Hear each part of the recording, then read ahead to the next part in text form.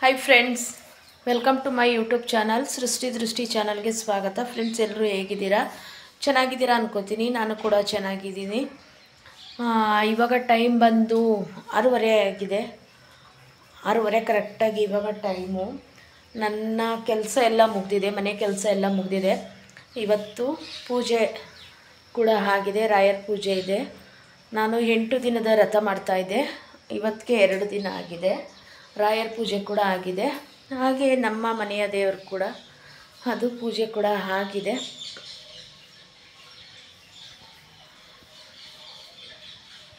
ಸಿಂಪಲಾಗೆ ಮಾಡಿದ್ದೀನಿ. ಪ್ರತಿನಿತ್ಯ ನಮ್ಮ ಮನೇಲಿ ಪೂಜೆ ನಡೀತಾನೆ ಇರುತ್ತೆ. ಆದರೆ ವಿಶೇಷವಾಗಿ ಅಂತ ಏನು ನಾನು ಇದಿಲ್ಲ. ರಾಯರದ್ದು ಮಾತ್ರ ಇವತ್ತು 8 ದಿನದ್ದು ಪೂಜೆ ಮಾಡೋಣ ಅಂತ ಹೇಳ್ಕೊಂಡು ವ್ರತ ಮಾಡೋಣ ಅಂದ್ಕೊಂಡು ನಿನ್ನೆಯಿಂದ ಶುರು ಮಾಡಿದ್ದೀನಿ. ಇವತ್ತಿಗೆ 2 ದಿನ ಆಗಿದೆ. ಪೂಜೆ ಕೂಡ ಸಿಂಪಲಾಗಿ ಚೆನ್ನಾಗಿ ಆಗಿದೆ ಅಂತ ಅಂದ್ಕೊಂಡಿದ್ದೀನಿ.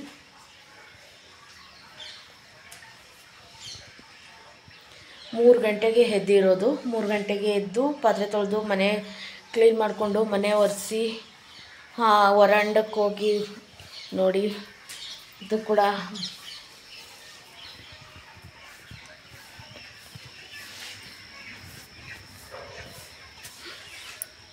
ಎಲ್ಲ ಪೂಜೆ ಎಲ್ಲ ಆಯಿತು. ಹೊಸ್ಲು ಪೂಜೆ, ರಂಗೋಲಿ ಹಾಕಿ 3 ಗಂಟೆ ರಾತ್ರಿಗೆ ಈಚೆಗೆ ಹೋಗಿ ಈಚೆ ಎಲ್ಲ ಕ್ಲೀನ್ ಮಾಡಿ ಬಂದು ಆಮೇಲೆ ಒಳಗಡೆ ಕ್ಲೀನ್ ಮಾಡಿ ಸ್ನಾನ ಮಾಡಿ ಬಟ್ಟೆ ಒಗೆದು ಪಾತ್ರೆ ತೊಳೆದು ಎಲ್ಲ ಕೆಲಸ ಮುಗೀತು. ಪೂಜೆ ಕೂಡ ಆಯಿತು. ಇವಾಗ ತಿಂಡಿ ಮಾಡಬೇಕು. ತಿಂಡಿ ಏನು ಮಾಡೋದು, ಅರ್ಜೆಂಟಲ್ಲಿ ಏನಾಗುತ್ತೆ ಅದನ್ನು ಮಾಡೋಣ ಅಂದ್ಕೊಂಡು ಹೋಗ್ತಾಯಿದ್ದೀನಿ. ಹಾಗೆ ನೋಡಿ, ಇನ್ನೊಂದು ಸತಿ ದೇವ್ರು ತೋರಿಸ್ತೀನಿ. ನಮ್ಮ ಮನೆಯ ದೇವರು ಡೈಲಿ ಇದೇ ಥರ ಸಿಂಪಲಾಗಿ ಪೂಜೆ ಆಗುತ್ತೆ. ನೈವೇದ್ಯಕ್ಕೆ ಅಂತ ಹೇಳಿ ಸಜ್ಜಿಗೆ ಮಾಡಿದೆ. ಸಜ್ಜಿಗೆ ಎಲ್ಲ ದೇವ್ರ ಮುಂದೆ ಇಟ್ಟು ಎಲ್ಲ ಬಂದೆ. ಇವಾಗ ಇಲ್ಲಿ ರೊಟ್ಟಿ ಮಾಡೋಣ ಅಂದ್ಕೋತಾ ಇದ್ದೀನಿ. ಬನ್ನಿ ರೊಟ್ಟಿ ಮಾಡೋಣ. ರೊಟ್ಟಿ ಮಾಡೋದಕ್ಕೆ ನೀರು ಇಡ್ತಾ ಇದ್ದೀನಿ.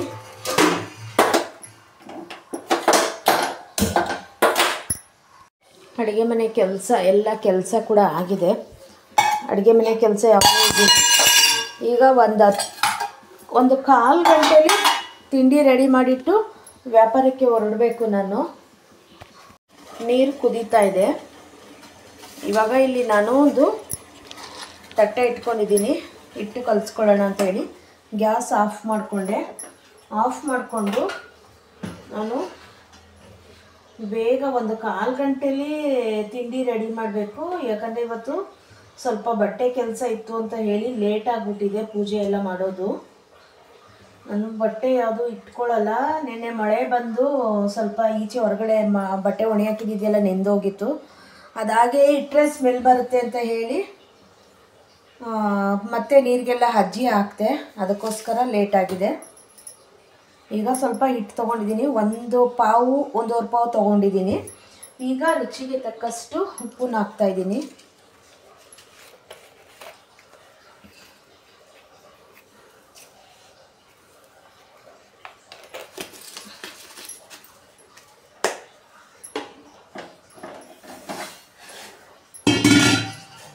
ಹಿಟ್ಟನ್ನ ಚೆನ್ನಾಗಿ ಮಿಕ್ಸ್ ಮಾಡ್ಕೊತಾ ಇದ್ದೀನಿ.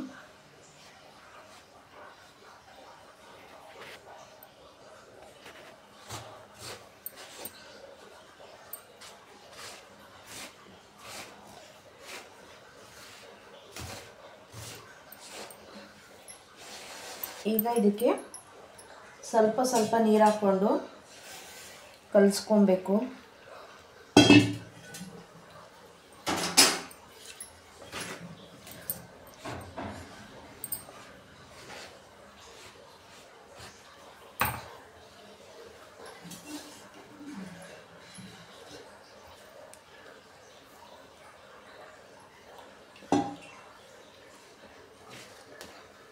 ಅಕ್ಕಿ ರೊಟ್ಟಿ ಮಾಡ್ತಾ ಇರೋದು.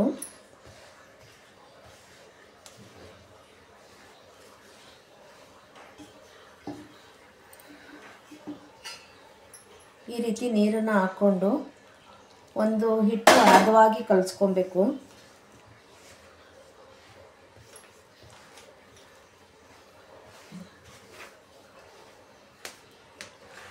ಬಿಸಿ ಇದೆ, ಕೈ ಹಾಕೋದಕ್ಕೆ ಸ್ವಲ್ಪ ಸುಡುತ್ತೆ ಅಂತ ಹೇಳಿ ಈ ಥರ ಒಂದು ಸ್ಪೂನಲ್ಲೋ ಯಾವುದ್ರಲ್ಲಾದರೂ ಕಲಿಸ್ಕೊಳ್ಳಿ.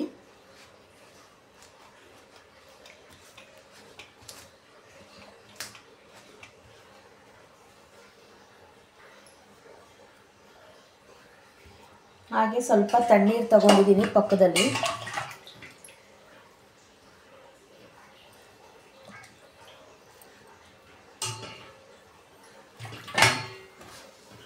ಈಗ ಹಿಟ್ಟನ್ನು ಇದನ್ನು ಮಿಕ್ಸ್ ಮಾಡ್ಕೊಬೇಕು.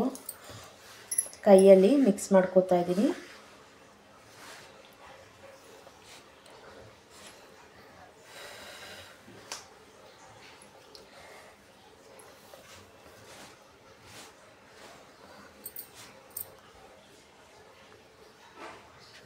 ಹಿಟ್ಟನ್ನ ನೋಡಿ ಇವಾಗ ಕೆಳಗಡೆ ಹಾಕ್ಕೊಂಡು ನಾನು ಮಿತ್ಕೋತಾ ಇದ್ದೀನಿ.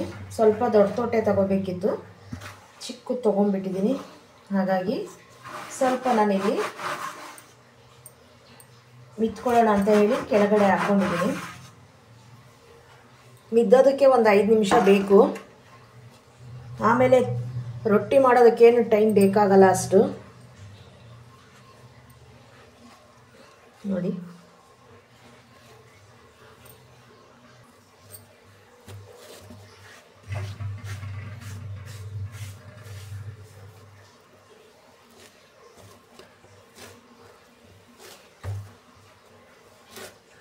ಹಿಟ್ಟನ್ನ ಚೆನ್ನಾಗಿ ನಾದ್ಕೋಬೇಕು.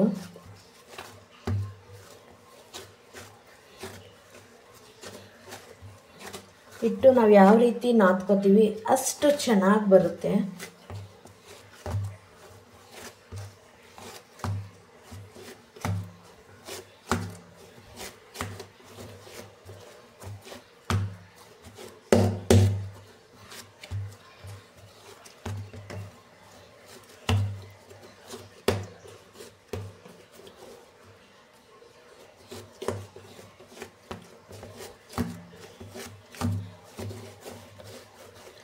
ನಿಜವಾಗ್ಲೂ ನನಗೆ ರೊಟ್ಟಿ ಮಾಡೋಕ್ಕೆ ಬರ್ತಿರಲಿಲ್ಲ.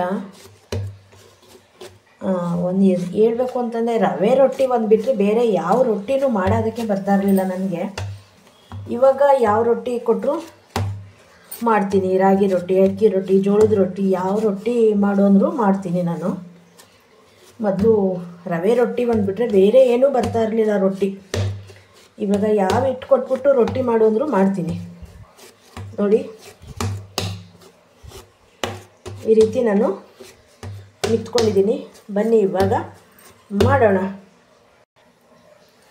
ನೋಡಿ ಈ ಥರ ಒಂದು ಕವರ್ ತೊಗೊಂಡಿದ್ದೀನಿ ನಾನು. ಇದು ಮಕ್ಕಳಿಗೆ ಬುಕ್ಕಿಗೆ ರ್ಯಾಪರ್ ಹಾಕ್ತೀವಲ್ವ, ಆ ಕವರ್ನ ತೊಗೊಂಡಿದ್ದೀನಿ ಇಲ್ಲಿ ನಾನು. ಈ ಕವರ್ನ ಇದಕ್ಕೆ ಸುತ್ಕೋತಾ ಇದ್ದೀನಿ. ನೀವು ಇದಕ್ಕೆ ರಬ್ಬರ್ ಬ್ಯಾಂಡ್ ಆದರೂ ಹಾಕ್ಕೋಬೋದು. ರಬ್ಬರ್ ಬ್ಯಾಂಡ್ ಹಾಕ್ಕೊಬಿಟ್ರೆ ಚೆನ್ನಾಗಿ ವರ್ಕ್ ಆಗುತ್ತೆ. ಇಲ್ಲಾಂದರೆ ಪ್ಲಾಸ್ಟರ್ ಇದೆ, ಪ್ಲಾಸ್ಟರ್ ಕೂಡ ಹಾಕ್ಕೋಬೋದು. ಈ ರೀತಿ ನಾನು ದಾರ ಸುತ್ಕೋತಾ ಇದ್ದೀನಿ. ಇವಾಗ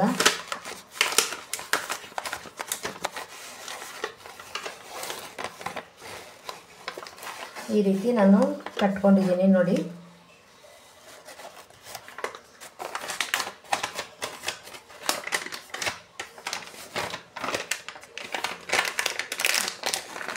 ಇಷ್ಟು ಟೈಟಾಗಿ ನೋಡಿ ಈ ರೀತಿ ಕಟ್ಕೊಬೇಕು. ಸೊಕ್ಕು ಸೊಕ್ಕೆಲ್ಲ ಇರಬಾರ್ದು, ಈ ರೀತಿ ಇರಬೇಕು.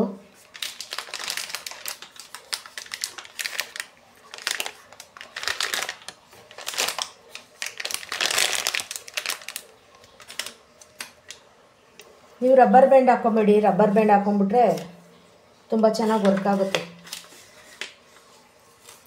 ಎರಡೂ ಕಡೆನೂ ನಾನು ಈ ರೀತಿ ದಾರ ಕಟ್ಕೋತಾ ಇದ್ದೀನಿ.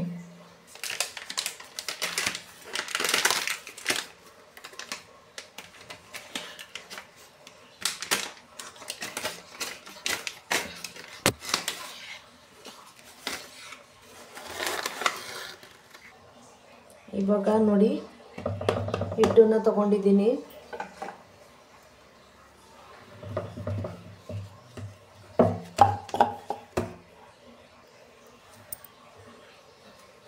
ಹಿಟ್ಟು ಒಂದು ಮೀಡಿಯಮ್ ಸೈಜಲ್ಲಿ ತಗೋತಾ ಇದ್ದೀನಿ. ಈ ಥರ ನಾನು ಒಂದಷ್ಟು ಉಂಡೆಗಳನ್ನ ಮಾಡ್ಕೋತಾ ಇದ್ದೀನಿ.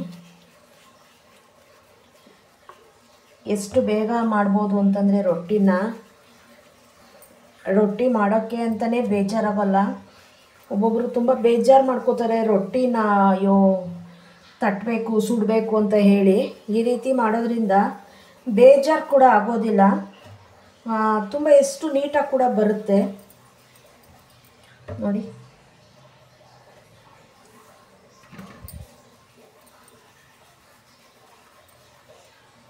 ಈ ರೀತಿ ನಾನು ಉಂಡೆಗಳನ್ನ ಮಾಡ್ಕೊಂಡಿದ್ದೀನಿ.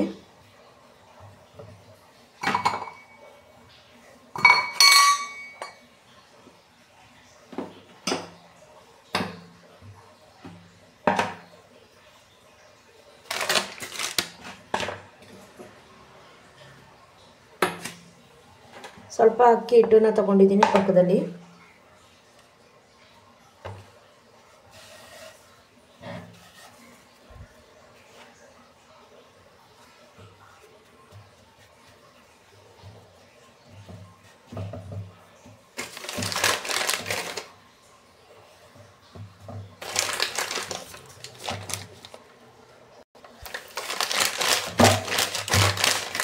ನೋಡಿ, ಒಂದು 2-3 ಬಾರಿ ಈ ರೀತಿ ಅಂದರೆ ಸಾಕು, ಎಷ್ಟು ಚೆನ್ನಾಗಿ ಬರುತ್ತೆ ಅಂತ, ಎಷ್ಟು ತೆಳುವಾಗಿ ಬಂದಿದೆ ಅಂತ ನೋಡಿ. ಬನ್ನಿ ಇವಾಗ ತವ ಕಾಯೋಕೆ ಇಕ್ಕಿದ್ದೀನಿ. ಒಂದು ಕಡೆ ಒತ್ಕೊಂಡು ಒಂದು ಕಡೆ ಹಾಕೋಣ.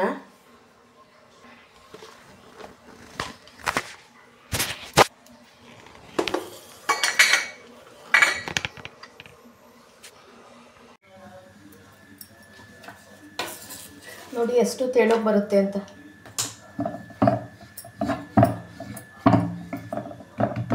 ಸ್ವಲ್ಪ ಫಸ್ಟ್ ಮಾಡುವಾಗ 1-2 ಸ್ವಲ್ಪ ಡ್ಯಾಮೇಜ್ ಆಗುತ್ತೆ, ಆಮೇಲೆ ಕರೆಕ್ಟಾಗಿ ಬರುತ್ತೆ. ಬೇಕು ಅಂದರೆ ನೀವು ಎಣ್ಣೆ ಹಾಕ್ಕೋಬೋದು, ಇಲ್ಲಾಂದರೆ ಸ್ವಲ್ಪ ನೀರು ಸವರ್ಕೋಬೋದು. ನಾನಿಲ್ಲಿ ಒಂಚೂರು ತುಪ್ಪ ಹಾಕ್ಕೋತಾ ಇದ್ದೀನಿ.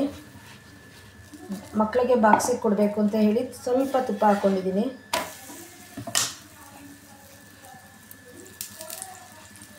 ತುಪ್ಪ ಎಣ್ಣೆ ಏನು ಬೇಡ ಅಂದರೂ ಹಾಗೆ ಕೂಡ ಸುಟ್ಕೊಬೋದು.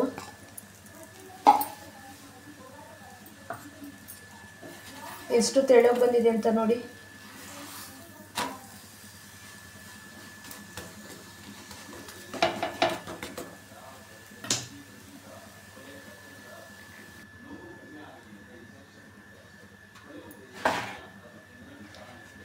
ಸ್ವಲ್ಪ ಹೇಳಿದ್ನಲ್ಲ, 1-2 ಫಸ್ಟ್ ಮಾಡುವಾಗ ಡ್ಯಾಮೇಜ್ ಆಗುತ್ತೆ. ಬೇಕು ಅಂದರೆ ನೀವು ಒಂದು ತಟ್ಟೆ ಇಟ್ಕೊಂಡು ರೌಂಡ್ ಶೇಪಲ್ಲಿ ಕಟ್ ಮಾಡ್ಕೋಬೋದು. ನಾನೇನು ಇಲ್ಲಿ ರೌಂಡ್ ಶೇಪಲ್ಲಿ ಇವಾಗ ಕಟ್ ಮಾಡ್ತಾಯಿಲ್ಲ, ಯಾಕಂದರೆ ಟೈಮ್ ಆಗಿದೆ, ನನಗೂ ವ್ಯಾಪಾರಕ್ಕೆ ಹೋಗಬೇಕು. ಎಲ್ಲ ರೀತಿ ಕಟ್ ಕೂತ್ಕೊಂಡ್ರೆ ಸ್ವಲ್ಪ ಲೇಟ್ ಆಗುತ್ತೆ ಅಂತ ಹೇಳಿ ನಾನು ಈ ರೀತಿ ಮಾಡ್ಕೋತಾ ಇದ್ದೀನಿ. ಹೇಗಿದೆ ಹಾಗೆ ಡೈರೆಕ್ಟಾಗಿ ಮಾಡ್ತಾಯಿದ್ದೀನಿ.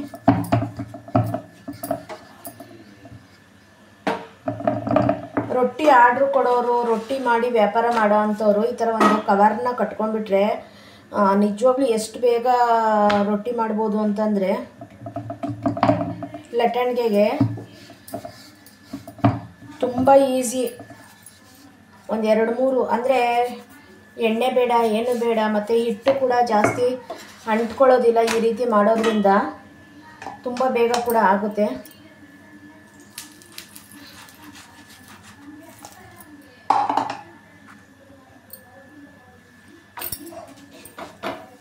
ಎಷ್ಟು ಬೇಗ ಮಾಡ್ಕೊಬೋದು ಅಂತ.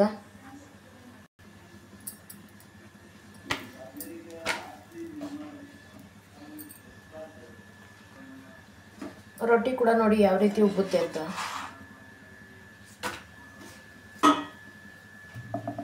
ಎಣ್ಣೆ ಏನು ತುಪ್ಪ ಎಣ್ಣೆ ಏನೂ ಹಾಕಿಲ್ಲ ಇದಕ್ಕೆ. ನೋಡಿ ಯಾವ ರೀತಿ ಉಬ್ಕೊಂಡು ಎಷ್ಟು ಚೆನ್ನಾಗಿ ಬರುತ್ತೆ ಅಂತ.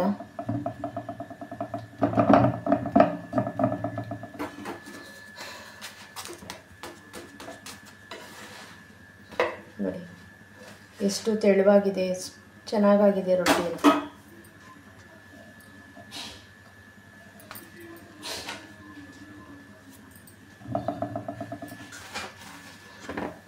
ಹಾಗೆ ರೊಟ್ಟಿ ಜೊತೆಗೆ ಸ್ವಲ್ಪ ಕಾಯಿ ಚಟ್ನಿ ಮಾಡ್ಕೊಬೇಕು, ಅದು ಕೂಡ ತೋರಿಸ್ತೀನಿ ನಾನು.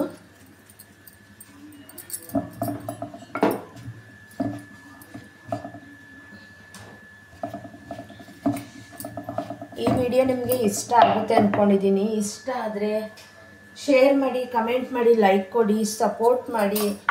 ಪ್ಲೀಸ್ ವಿಡಿಯೋ ನೋಡ್ತಾ ಇದ್ದೀರಾ, ಯಾರು ಕಮೆಂಟ್ ಮಾಡ್ತಾಯಿಲ್ಲ, ದಯವಿಟ್ಟು ಕಮೆಂಟ್ ಮಾಡಿ. ನಿಮ್ಮ ಅನಿಸಿಕೆ ಅಭಿಪ್ರಾಯನ ತಿಳಿಸಿ. ತಪ್ಪಿದ್ರೆ ನಾವು ಮುಂದೆ ವಿಡಿಯೋಗೆ ತಿದ್ಕೊಬೋದಲ್ವಾ, ತಿದ್ಕೊಳ್ಳೋಕೆ ಅವಕಾಶ ಕೊಡಿ ಅಂತ ಕೇಳ್ತಾ ಇದ್ದೀನಿ. ದಯವಿಟ್ಟು ವಿಡಿಯೋ ನೋಡೋರು ಕಮೆಂಟ್ ಮಾಡಿ, ಅದರಲ್ಲಿ ತಪ್ಪು ಸರಿ ಏನಿದೆ ಅದನ್ನು ಕಮೆಂಟ್ ಮಾಡಿ. ನಮಗೂ ಕೂಡ ಒಂದು ಹೆಲ್ಪ್ ಆಗುತ್ತೆ. ಏನೇ ತಪ್ಪಿದ್ರೂ ನಾವು ತಿದ್ಕೊಳ್ಳೋಕ್ಕೆ ಒಂದು ಅವಕಾಶ ಇರುತ್ತೆ.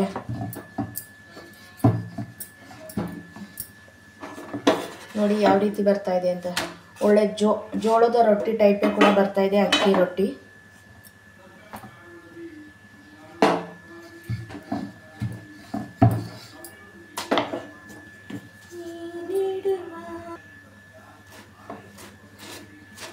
ನೋಡಿ ಎಣ್ಣೆ ತುಪ್ಪ ಏನೂ ಆಗ್ತಾ ಇಲ್ಲ.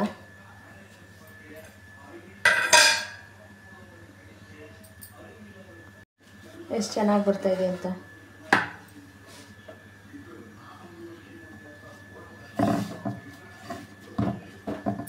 ಎಣ್ಣೆ ತುಪ್ಪ ಏನು ಬೇಡ ಈ ರೊಟ್ಟಿಗೆ, ಅಷ್ಟು ಚೆನ್ನಾಗಿಡುತ್ತೆ.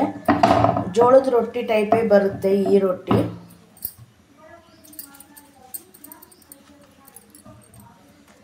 ನಾವು ಮಾಡ್ಕೊಳ್ಳೋ ವಿಧಾನ ಒಂದು ಗೊತ್ತಿರಬೇಕಷ್ಟೇ. ನಾನು ಕೂಡ ಇದನ್ನು ಒಂದು ಬೇರೆ ಅವರಿಂದ ತಿಳ್ಕೊಂಡಿರೋ ಅಂಥದ್ದು, ನಾನೇ ಕಲ್ತ್ಕೊಂಡಿರೋದು ಅಂತ ಏನೂ ಹೇಳ್ತಾ ಇಲ್ಲ. ನನಗೊಬ್ರು ಕೂಡ ಹೇಳ್ಕೊಟ್ಟಿರೋ ಅಂಥದ್ದು.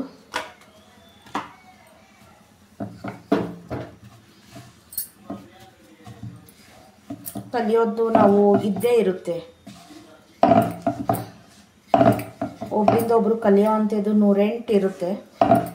ದಯವಿಟ್ಟು ವಿಡಿಯೋ ನೋಡಿದವರು ಕಮೆಂಟಲ್ಲಿ ಕಮೆಂಟ್ ಬಾಕ್ಸ್ ನಿಮ್ಮ ಅನಿಸಿಕೆ ಅಭಿಪ್ರಾಯ.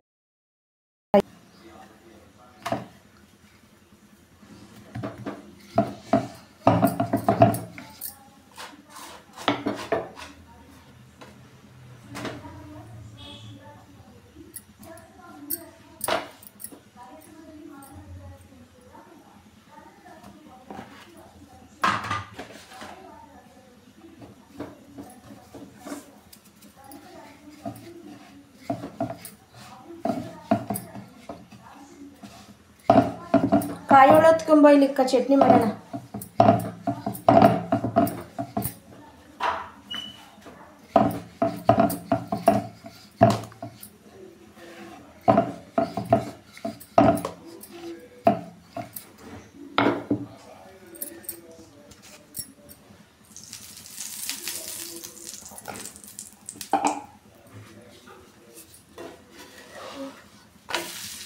ಒಂದೆರಡು ಹೆಸರು ಬೆಳ್ಳುಳ್ಳಿ ತಗೊಂಡು ಕೆಳಗಡೆನೇ ಬಿದ್ದೈತೆ ನೋಡಿ, ಗುಡ್ಡೆ ಮಾಡಬೇಕು.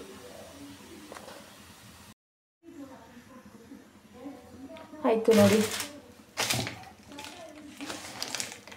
ಅಷ್ಟೇ ಅಂಟ್ಕೊಳ್ಳೋದು.